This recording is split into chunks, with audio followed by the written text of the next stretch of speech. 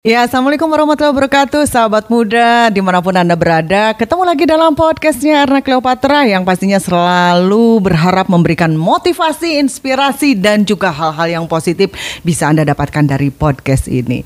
Ya, dan yang pastinya pada kesempatan kali ini saya bersama seorang bintang tamu yang luar biasa banget. Siapakah beliau ya ini? Siapakah? Inilah dia. Saya akan menghadirkan seorang yang spesial yaitu Komandan Poltekkad Kodiklatat Brigjen TNI Dr. Nugraha Gumilar MSc. Terima kasih sudah diundang. Pak Komandan, gimana kabarnya? Alhamdulillah sehat, Mbak. Sehat, alhamdulillah. Aku Mahadamang. Saya Pangesto. Kalau di sini mah bebas ya pakai bahasa Sunda juga nggak apa-apa ya. Luar biasa. Nah, untuk teman-teman yang masih belum mengenal beliau, meskipun fotonya beliau ini sudah banyak terpampang ya di billboard. Saya kemana-mana ini, ke Batu, ke Malang, ke Jakarta, kok selalu ada foto beliau nampang, dan itu bikin saya bangga banget bisa mengenal beliaunya loh, teman-teman. Terima kasih, Mbak. Ya. Terima kasih. Beliau ini adalah seorang komandan di Politeknik Angkatan Darat atau Poltekkad Kodiklat TNI Angkatan Darat. Nah, itu kita kadang-kadang tahu ya. Oh, tempatnya itu di area Arhanud. Tapi kan mungkin teman-teman banyak yang masih belum tahu, Nindan. Apa sih? Boleh mungkin dijelaskan ke teman-teman juga.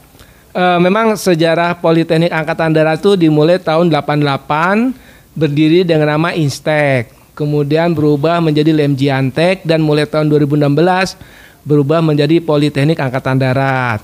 Di sini ya di tempatnya. Sini tempatnya sama, di sini bersatu wilayah dengan Pusdik Arhanud. Okay. Namun sejak menjadi Politeknik Angkatan Darat kita pisah jalur komando sehingga kita menjadi satuan sendiri, bukan di bawah Pusdik Arhanud. Okay. Makanya waktu kami di sini kami membuka gerbang masuk sendiri di atas di jalan Boulevard itu, ya, supaya masyarakat tahu bahwa di lingkungan Pusdik Arhanud ini ada dua satuan, Pusdik Arhanud dan Poltekkad. Begitu. Jadi terpisah ya antara Pusdik Arhanud dan Poltekkad itu satuan yang berbeda. Beda, ya, dan betul, ya luar betul. biasa.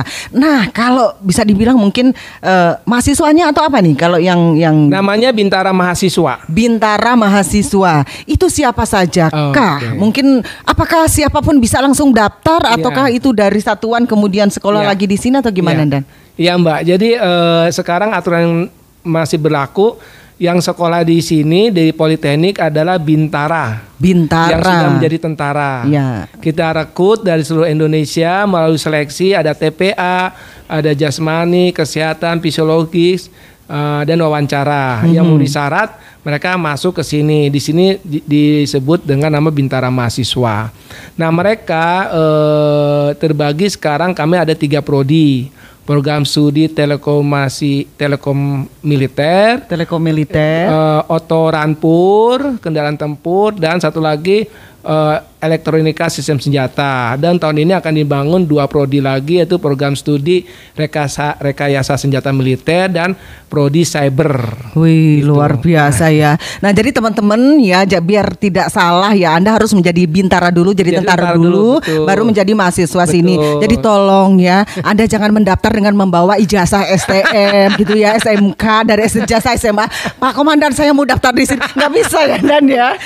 Mudah-mudahan ke depan karena kebutuhan kita semakin berkembang, perkembangan teknologi yang semakin maju, itu bisa dimungkinkan. Namun sampai hari tahun ini masih seperti itu. Baik. Memang output dari lulusan Politeknik Angkatan Darat itu mereka bisa menguasai bidang teknologi tadi, yang bidang telkomil, kendaraan tempur, mesin, dan juga elektronika sistem senjata. Karena kita berharap ke depan persenjataan kita bisa dibangun di dalam negeri oleh anak-anak bangsa kita sendiri. Wih, luar biasa.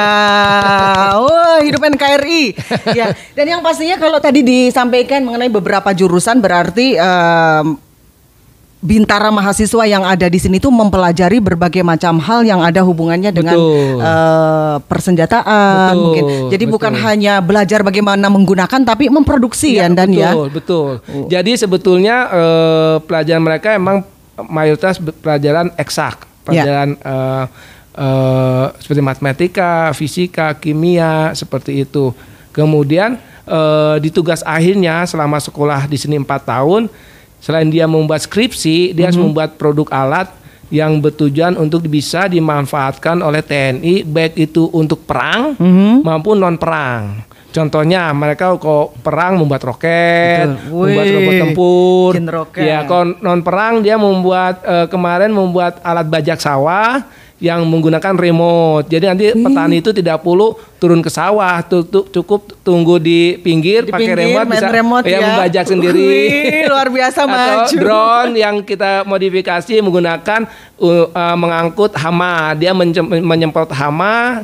Tidak perlu turun ke sawah, cukup nunggu di saung. Orang sudah bilang dia pakai drone jadi bisa menyemprot hama dengan sendirinya. Wih, luar biasa, banyak sekali teknologi baru yang mungkin bisa ditemukan dari mahasiswa-mahasiswa Bintara mahasiswa yang ada di sini. Betul. Itu artinya Bintara mahasiswa yang ada di sini ini pilihan ya, maksudnya pasti. Mereka yang pintar-pintar ya. Karena kita memang ada TPA. TPA itu untuk mengukur analogi dia cara berpikir.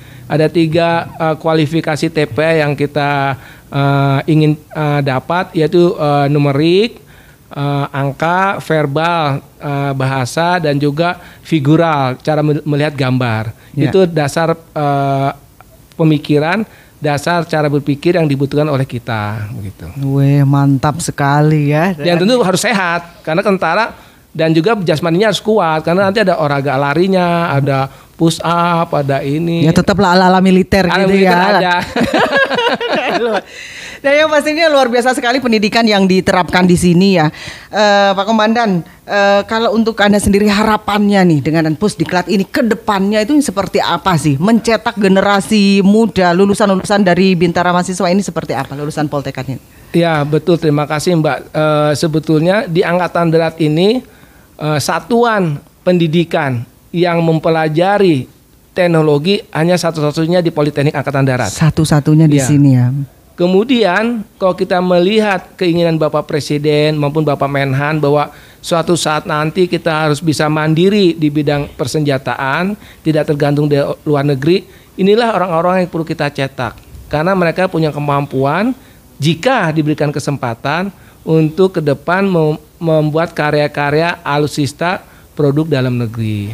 Dan yang pastinya Bapak optimis ya, bahwa sangat optimis. Anak Indonesia ini luar biasa, nggak kalah sama bule ya Pak. Itulah Mbak, ya saya lihat itu mereka itu ketika diberi kesempatan untuk berinovasi, berkreasi, tidak kalah sama orang-orang di luar. Jadi kita tidak boleh takut, tidak boleh minder ketemu orang luar, seolah kita udah merasa minder duluan. Jangan, nggak semua itu orang luar lebih bagus dari kita. Banyak juga yang kemampuannya di bawah kita. Jadi kita harus fight, harus punya percaya diri untuk bisa membangun bangsa Indonesia dengan tangan, kaki, kepala kita sendiri. Betul, wih luar biasa. Ini baru di awal, ini sudah banyak quotes-quotes bertebaran yang harus kita ambil. Bisa ya, aja. Betul, kadang-kadang kan orang Indonesia mah ketemu sama bule juga bangga banget minta foto gitu kan. Padahal belum tahu mungkin di negaranya dia tukang apa gitu kan ya. Mending foto sama Mbak Erna ketahuan jelas. Gitu ya. Ya itu mungkin salah satu mindset yang perlu kita ubah ya, bahwasanya kita perlu bangga menjadi bangsa Indonesia, kita perlu bangga menjadi anak Indonesia yang pastinya tidak kalah pintar dan tidak kalah punya inovasi dengan punya inovasi kreatif ya. Betul. Dan di sini ini para mahasiswa ini diberikan kebebasan ya, dengan cara mendidik komandannya. Ya, mengimplementasikan ide-ide dia, kita kasih kesempatan. Ada 1 semester dia membuat alat, semua ide dia curahkan. Dia bisa mengambil dari beberapa sumber, kemudian dia kombinasikan, dia desain sehingga dia bisa membuat alat sendiri. Sebenarnya itu awal yang bagus ya. Memang membangun SDM itu tidak 1-2 hari, tidak seperti makan cabai langsung pedas, tidak seperti makan langsung kenyang. Dia perlu proses lama untuk dia menjadi orang siap pakai. Nah ini kita harus bersabar. Ada prosesnya ya. Proses ini yang harus kita kawal sebetulnya. Ya kalau kita melihat di luar itu minimal 10-15 tahun baru kelihatan hasilnya. Selama proses itu kita jaga, beri kesempatan dia berkembang sehingga mereka bisa mengeluarkan ide-idenya. Nah tahun ke-15, tahun ke-20 hasilnya akan terlihat. Betul. Dan yang pastinya semua pihak juga memberikan support yang maksimal ya. Sehingga someday suatu saat anak-anak bangsa Indonesia bisa mencetak, bisa menciptakan sendiri ya. Karya buatan dalam negeri. Karya anak bangsa, buatan dalam negeri yang tentunya membanggakan, selain membanggakan juga sangat bermanfaat untuk Mbak kita. bisa lihatlah di web resmi kami, alat-alat apa aja yang dibuat oleh Poltekkad sudah kita upload. Sebetulnya kita upload itu supaya menjadi tantangan dan minat pancingan untuk anak-anak Indonesia bisa berbuat yang itu. Untuk menunjukkan bahwa anak Indonesia, tentara Indonesia itu bisa berbuat di luar atau di atas kemampuan dia. Itu yang kita harapkan dari mereka. Alamat websitenya mungkin biar teman-teman pada alamat websitenya itu poltekad.ic.id. Kalau di YouTube tinggal Poltekad, langsung keluar tuh di YouTube itu. Oh, luar biasa ya. Langsung di YouTube keluar saja Poltekad. Itu udah keluar semua ya. Produk-produknya, kesehariannya, program-programnya banyak banget. Betul. Karena orang Indonesia itu sebenarnya kreatif banget loh. Sebelum bikin nuklir, kita masih kecil juga udah bikin odong-odong. Betul ya. Betul kan ya? Betul. Mungkin itu bakat yang kalau disupport, diberikan kesempatan bisa menjadi sesuatu ya. Bikin meriam dari bambu itu kan dung gitu kan. Itu ide dasar. Dia dulu udah bisa siap. Oke. Pak Komandan, Anda sebagai pucuk pimpinan nih di sini ya, komandannya di Poltekad gitu ya. Ada nggak sih yang berbeda dari pola didik yang diterapkan kepada masing-masing sekolahan nih ya, kampus gitu ya, yang membedakan dengan yang lain? Ya. Karena menurut sumber yang layak untuk dipercaya gitu ya, akurat. Apalan. Bahwa beliau ini terpilih menjadi atau mendapatkan penghargaan sebagai top 50 leader pada kategori Top Leading School in Education Quality Excellence of the Year oleh Indonesia Achievement Center atau IAC. Terima kasih. 50 orang terdebes se-Indonesia ya. Iya, betul. Se-Indonesia ya. Nah, itu penghargaan dalam hal apa mungkin boleh diceritakan? Ya, sebetulnya dalam inovasi dalam menyelenggarakan pendidikan. Jadi kami ketika kami di sini saya berusaha memperkenalkan pendidikan berbasis IT. Sehingga kita berusaha meminimalisir sentuhan hubungan antara dosen dengan mahasiswa. Sehingga saya sebagai komandan mendapatkan data akademik dia memang pure, belum ada rekayasa di bawah. Jadi kami berusaha nilai dia itu memang kemampuan dia seperti itu. Betul. Kami implementasikan dalam bentuk tes berbasis komputer. Jadi setiap ujian dia akan mengisi jawaban yang ada di komputer. Nilainya langsung masuk ya, ke kami, langsung nilai keluar. Jadi tidak lagi dikoreksi oleh dosen. Betul. Kemudian kita membuat sistem informasi akademik yang mungkin sudah berlaku di tempat lain juga di luar, tapi di militer belum berlaku secara universal, hanya mungkin baru kami yang gunakan. Nilai itu masuk sehingga kami bisa merekod setiap perjalanan dia sekolah di sini mulai semester 1, 2, 3, sehingga kita bisa lihat data inilah akan berbicara apakah dia ada punya kesulitan dan pelajaran maupun dalam hal yang lainnya. Nah, perlu Mbak Erna ingat bahwa kami pun di sini menerapkan tidak hanya bicara akademik, tapi kita bicara karakter dan jasmani. Kami menyampaikan kepada mereka, ingat bahwa orang berhasil itu bukan hanya karena pintar saja, betul, tapi juga karakter yang baik. Karakter itu kan gabungan dari mental dan perilaku. Nah, ini bisa dilihat kalau Mbak Erna merujuk ke penelitian Thomas Stanley. Di situ mengatakan 10 faktor menuju sukses itu tidak bicara akademik. 10 itu bicara karakter semua. Yang pertama dia harus jujur. Pekerja keras. Kedua itu ya, pekerja keras. Disiplin. Itu saling menghargai. Kemudian punya inisiatif. Kemudian dia dicintai oleh lingkungan dan keluarganya. Terus dia bisa menjual ide. Ada saya lupa lagi 10 lah. 10. Itu. Nah, dari penelitian Thomas Stanley ternyata cum laude nilai IPK itu nomor urut 20. Di luar nomor urut 20 itu justru ya. Kemudian intelijensi nomor urut 31. Artinya bahwa kita ingin berhasil dalam hidup itu harus yang pertama harus jujur. Dimanapun kamu berada, kok kamu jujur orang masih bisa pakai kamu walaupun kamu nggak bisa apa-apa misalkan. Kejujuran itu menjadi syarat mutlak yang tidak bisa ditolerir. Modal utama. Sepintar apapun kamu, kalau nggak jujur, sorry, kamu nggak saya pakai. Itu dulu, disiplin. Hal seperti itu. Jadi 10 itu yang perlu dipegang. Jadi saya mengatakan pada mereka, walaupun kamu pintar, tapi kalau kamu nggak jujur, kamu hilang. Ada pepatah mengatakan, jika Anda bukan orang yang punya, tidak usah khawatir, masa depan Anda akan tetap terjamin. Artinya untuk meraih masa depan tidak ditentukan oleh materi. Yang kedua, jika Anda terganggu kesehatannya, hati-hati, masa depan Anda akan terganggu. Artinya, untuk meraih masa depan perlu kesehatan yang prima. Yang ketiga, jika Anda tidak punya karakter, sebetulnya masa depan Anda udah hancur. Artinya untuk meraih masa depan perlu karakter yang kuat. Itu menjadi dasar. Sehingga kami selalu mengatakan pada mereka, bangun karakter kamu, akademik kamu, saya yakin mereka kan bukan masuk tentara pasti kemampuannya di atas rata-rata. Betul. Tinggal dia punya semangat juang nggak untuk belajar.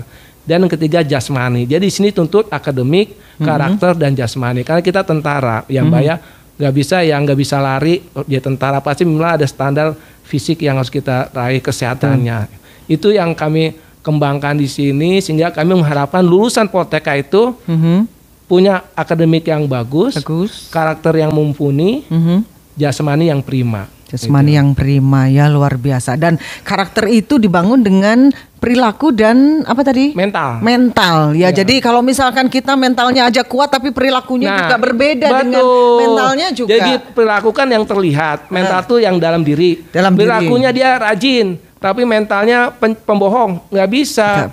Mentalnya jujur, tapi perilakunya dia pemalas, susah. Nggak sinkron ya antara mental dan perilaku. Dua mental perilaku itu kayak dua sisi mata uang kan berdampingan. Dia pintar tapi nggak jujur nggak bisa. Dia harus pintar atau minimal begini Pak. Kalau kita membandingkan yang satu biasa aja akademiknya, tapi karakternya kuat. Yang satu dia hebat, cum laude dan sebagainya, tapi karakternya nggak bagus. Lebih menjamin yang A ini, walaupun akademiknya kemampuan biasa saja, ketika karakter kuat, dia akan lebih menjamin masa depan. Kalau hanya kemampuan akademik, dia menjadi modal. Tapi kita karakternya tidak mendukung, dia tidak akan berhasil, sesukses orang yang punya karakter. Jadi pintar itu modal, tapi bukan jamin masa depan. Tapi kalau karakter yang bagus, itu menjadi jaminan. Dengerin ya. Itulah kenapa saya tidak pernah mengepus anak-anak saya untuk pintar akademis. Salah juga itu ya. Jangan, karena benar kasihan kalau anak-anak dituntut nilai kan bisa akademik, dia bisa stres. Makanya membangun karakter itu kita harus dari kecil. Itu harus dari mulai hulu sampai hilir.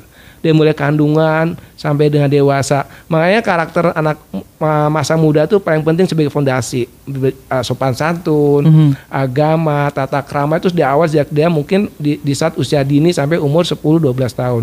Kalau itu sudah membekas, itu menjadi modal untuk dia ke depan. Kalau sekarang banyak ketemu orang tua masih hey mam gitu, masih komen nggak ada sungkem-sungkemnya, kan budi kepekerjaannya udah hilang. Itu tidak bagus lah untuk dia untuk nanti bergaul dengan masyarakat luar. Iya, meskipun pinter IT, meskipun pinter anak-anak sekarang canggih-canggih kan ya, tapi kalau budi pekertinya nggak bagus, karakternya juga tidak terbangun dengan kuat, itu malah akan menghancurkan masa depannya juga. Jadi ingat ya, lebih penting karakter loh ya. Jadi ayo dibangun anak-anak kita atau teman-teman juga mungkin ya.